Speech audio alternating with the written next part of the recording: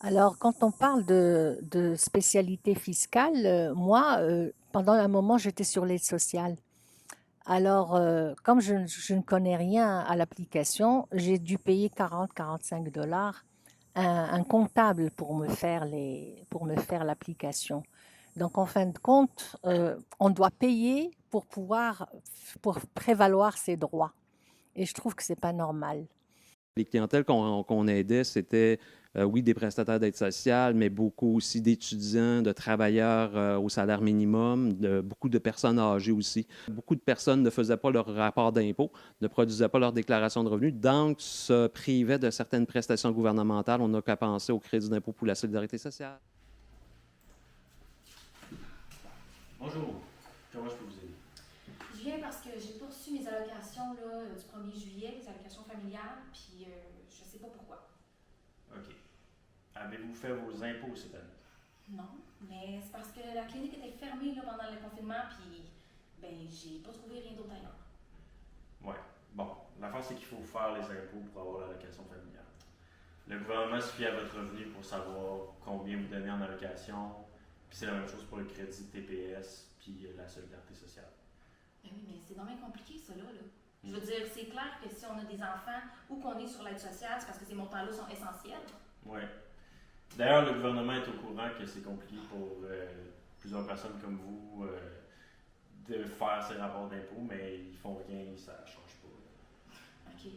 Mais je veux dire, elle s'en va où, là, tout cet argent-là qui n'est pas distribué? Ah, je sais pas. C'est une très bonne question. Je pense qu'on devrait leur demander. Ouais, c'est parce que c'est clair qu'ils font de l'argent sur le dos du monde avec ça, là. Mm. Je veux dire, il y a des gens qui font pas leur déclaration d'impôt depuis des années, dont mon voisin. Donc, c'est sûr qu'ils s'enrichissent sur le dos des pauvres, là. Mm.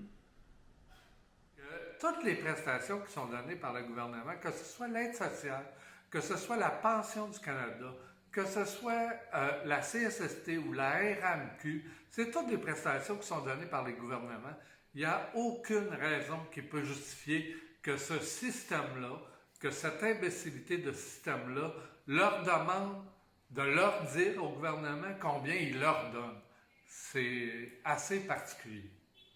Au CEDA, on sert beaucoup de monde et ça cause énormément d'anxiété chez les gens, surtout les personnes qui sont en loyer subventionné ou qui sont en HLM, parce que l'Office municipal d'habitation, très rapidement en début d'année, leur demande leur rapport d'impôt, leur demande leur avis de cotisation, alors que les papiers, là, les T5007, etc., là, les T4 de l'aide sociale, ne sont même pas arrivés encore.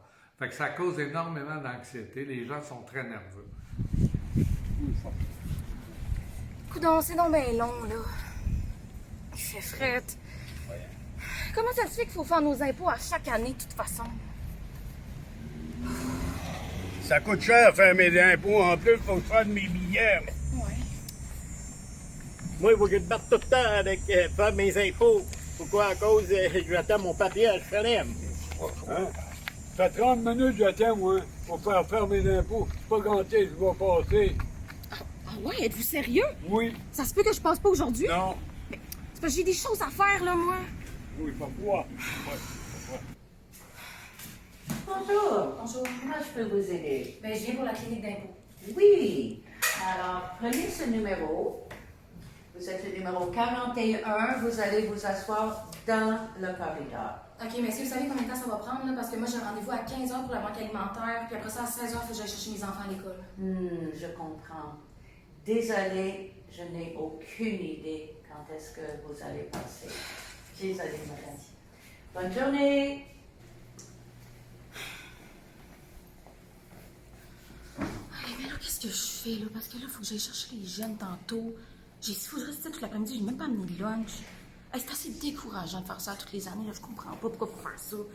Récemment, quand j'ai fait ma déclaration, il y a eu un malentendu de la personne qui a reçu ma déclaration par rapport à mon adresse.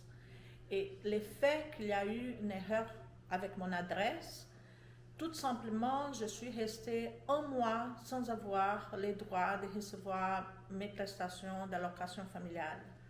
Ça a eu un impact énorme dans mon revenu parce que j'ai vraiment besoin de cet argent. Parfois, une petite erreur, ça peut faire un impact dans notre vie particulièrement parce que j'ai besoin de cet argent chaque mois. Et le fait que je suis restée un mois sans cet argent, ça a été vraiment difficile dans ma vie.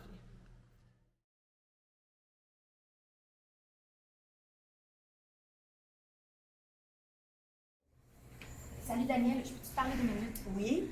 J'ai besoin d'aide, là. C'est par rapport à l'OMH. Ils veulent mon avis de cotisation, mais c'est parce qu'ils l'envoient plus par la poste. Il faut que j'aille sur Internet avec un ordinateur là, pour faire un compte sur ClickSecure ou je sais pas trop, mais j'ai pas d'ordinateur, moi, je sais pas comment faire ça. Bon, je vais en parler avec l'équipe Alpha, puis je te reviens là-dessus. Ouais, ok. Merci beaucoup. Là, il paraît qu'avec le programme Horizon 2023-2027, je pense qu'on va avoir de plus en plus de demandes des participants pour les aider.